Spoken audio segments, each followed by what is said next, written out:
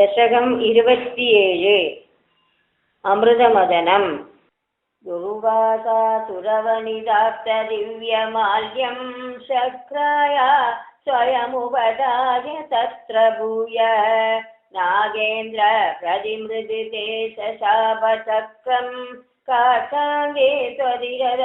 देवतां ददानां शापेन प्रतिदचरेद निर्जरेन्द्रे देवेशप्यदुरदितेषु निष्प्रभेदो सर्वद्या कमलजमेत्य सर्वदेवाः निर्वाण प्रभवदमं भवन्दमाभुः ब्रह्माद्यै सुदमभिमाचिरं ददानीं प्रादुष्यन् वरदपुरःपरेण दाम्ना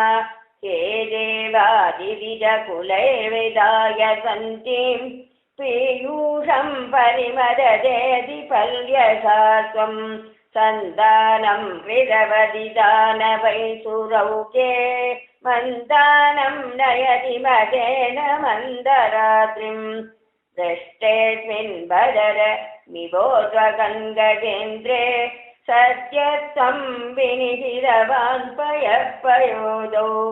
आदाय द्रुतमदवासुकिं वरस्त्रां पादोदौ विनिहित सर्वबीजजाले प्रारब्धे मदनविदौ सुरासुरैस्ते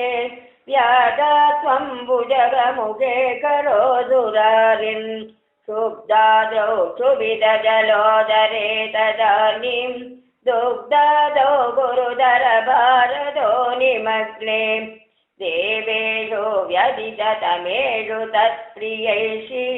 प्राणैषि कमलतनुं कठोरपृष्ठां वज्रादि स्थिरधरकत्परेण विष्णो विस्तारात् परिगदलक्षयोजनेन अम्बोदे कुकरगदेन वर्ष्मणा त्वं निर्मग्नं क्षितिधरनादमुन्निनेद उन्मग्ने दडिति ददादरादरेन्द्रे निर्मेदो दृढमिह संवदेन सर्वे आविश्य विजयगणे विसत्पराजे वैवश्यं परिशमयन्न विवृजस्तान् उद्दामभ्रमणजवो न मद्गिरीन्द्र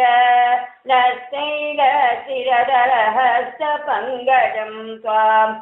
अभ्रान्ते विधिगिरिशादयः प्रमोदात् उद्भ्रान्तानुनुरुपात पुष्पवर्षा